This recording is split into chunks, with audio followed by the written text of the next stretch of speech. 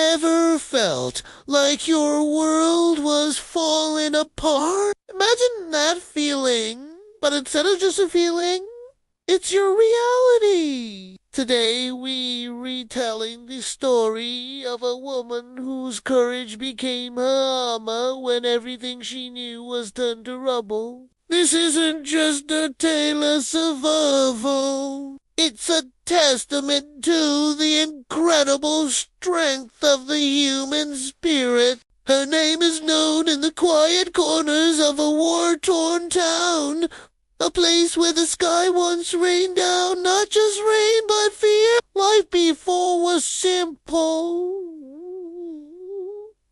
filled with the laughter of children and the smell of bread baking. Then one day, the familiar sounds of her neighborhood were replaced by the deafening roar of conflict. Her home, a sanctuary of memories, was reduced to dust and echoes. Most people would have fled, and many did. It's the logical thing to do, to run from danger.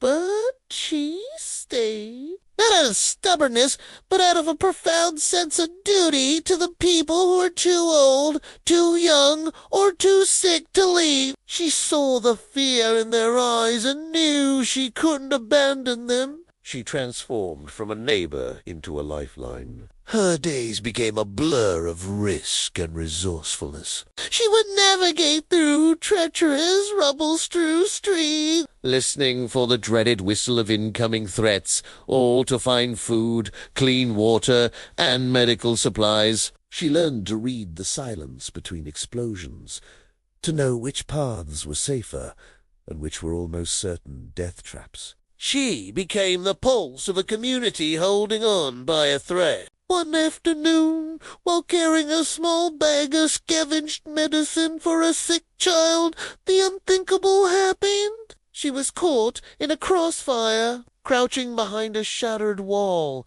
She could feel the heat and pressure as bullets zipped past her face, close enough to feel the air split. In that moment, time seemed to stop. She could hear her own heart pounding like a drum against the symphony of chaos. Panic is a natural response. Freezing, screaming, giving up would have been understandable. But she didn't do any of those things. She closed her eyes, took a deep breath, and waited.